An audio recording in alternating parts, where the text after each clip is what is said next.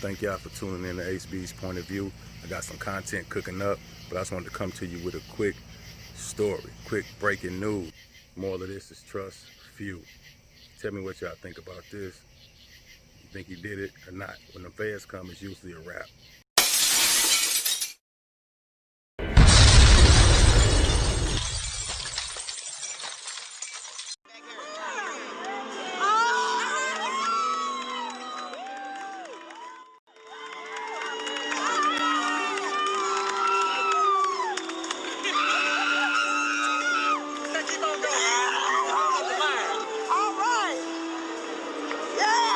I don't think Andre really realizes what this means to our whole family, because this was a project and the whole family was supporting him the whole time.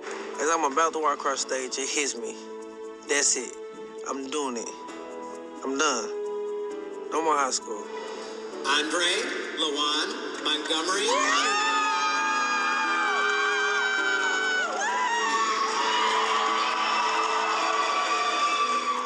When he got on stage and got that diploma, I felt like I got it.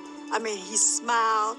He had pride in himself, pride that he had never had before. So this is a joyous day. I mean, they said don't stand up and don't shout, but that didn't mean nothing to our family. We was going to celebrate. I'm pretty sure at least half of y'all familiar with Sweetie Pies.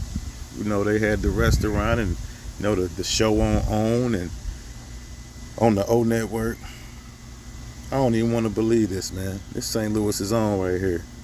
It says Sweetie Pie's owner charged in alleged murder for hire plot in the murder of his nephew. Whew. And as I just, man, this is crazy. Anyway, let's get into this.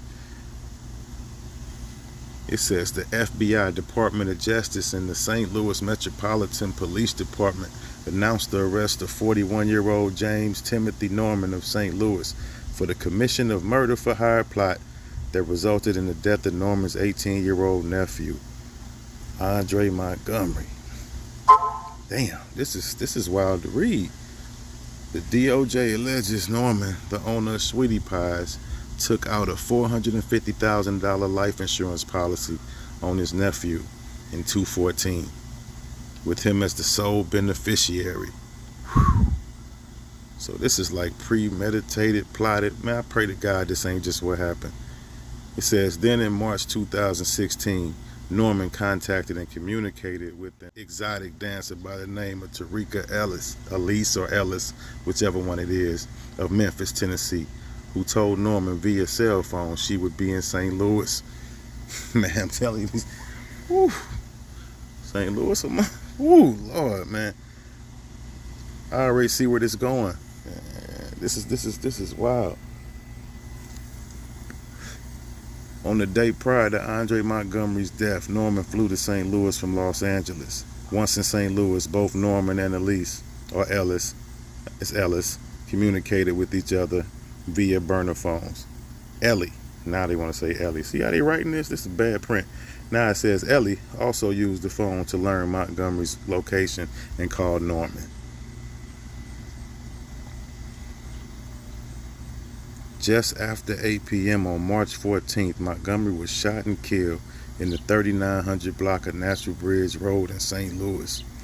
Authorities say Ellis's phone used in the area of Montgomery's murder. They also allege that Ellis called Norman and later traveled back to Memphis, where she deposited over $9,000 in various bank accounts. If he put the man. I'm sorry, y'all can keep reading. This stuff is blowing my mind. I'm gonna be honest with you. On March 21st, Norman contacted the insurance company in an attempt to collect on the life insurance he had on his nephew, Andre Montgomery. Terica Ellis has also been charged in the murder for hire plot. And my goal was to get him through high school. And so when I did that, I really wanted him to go back home, because St. Louis is a city where black men are killing each other. And he came back and then was there like 4 or 5 days and got killed. So that's heartbreaking. He allegedly And killed Linda, Andre. with Andre's passing, does that bring up the memories of your son, Aaron? Yes, it does, because the fact that they both was young men. St. Louis streets. You know, Go my ahead, let's son, talk he about got killed because he my was in the backyard. We ain't wrong gonna place talk at the about, wrong time. Chicago. This is Andre, when something he else, got y'all. killed, he was trying to make music. Charles not the only boys left in this generation. TJ is, he's another generation, but we lost the entire family to He's violence. allegedly. Charles, you and Andre, I saw, from the clip that you guys did a lot together. How did this affect you? Heard. And that's enough of that, because I ain't trying to just I think I took it a lot harder than I should have. Did you see how he's And I know there was nothing I could have done or should have done, but when I got the call, my mother called me and told me, That's something else. Is there any message that you would want to give to someone who has a gun? What would you say to them if they have a gun and they got a gun and they're in the streets? You live by the gun, you're going to die by the gun. That's what we've always heard. And it's your young man, your peers that you're killing. Now that I just and what read about it, I'm the checking family? out his People don't demeanor. realize it. Even when the young men go to jail, it affects the family. To pick up a gun is easy, but to take somebody's life that you can't give and can't give it back, that's devastating. Why does our community experience so much loss? I think with the absence of males in the household, there's a emasculation of young black men. We're all raised by women. So when we finally get out the house at 13, 14, the streets there's a draw because you're around other men. So that's why we're drawn to the streets. We're drawn to be a part of that tribe or the gang, or whatever you want to call it, whatever's happening in the neighborhood. We don't have a lot of positive examples of guys going to college and getting a job and being successful. We don't see that. Of course there are black doctors and lawyers, but we don't see those examples. So that's why we follow down those paths, because that's what we see. I might remember him right there. Anybody that watched the O Network or watched Sweetie Pie's restaurant, homegrown in St. Louis. Their grandmother, she sung with Tina Turner, the whole nine, man. Montgomerys. Know the Montgomerys. This is wild. The moral of this story is, watch your friends, watch your family. Just, it's trying times. People will set you up, man. They know that's just cold, though, if he did that youngster like that. He was 18 when he got killed. That means he was plotting that murder since he was 16.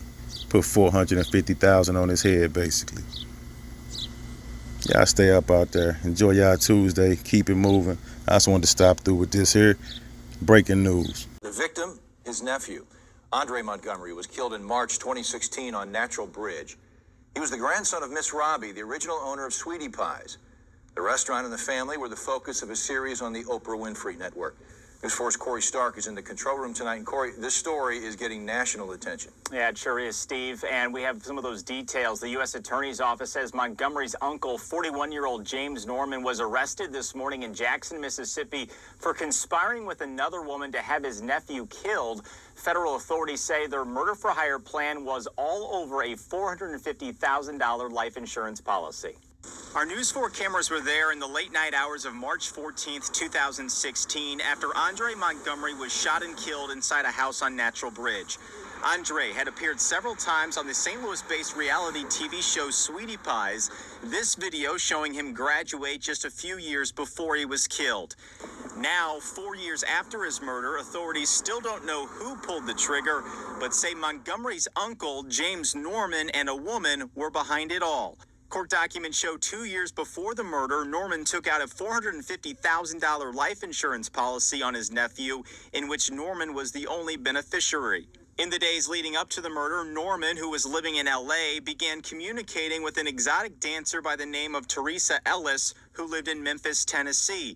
They both traveled to St. Louis, and on the day of the murder, prosecutors say Ellis contacted Montgomery to learn his exact location.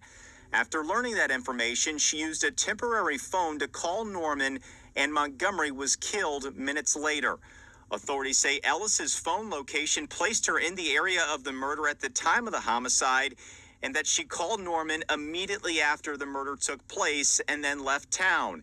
Soon after, Ellis deposited over $9,000 into bank accounts that previously had a negative balance.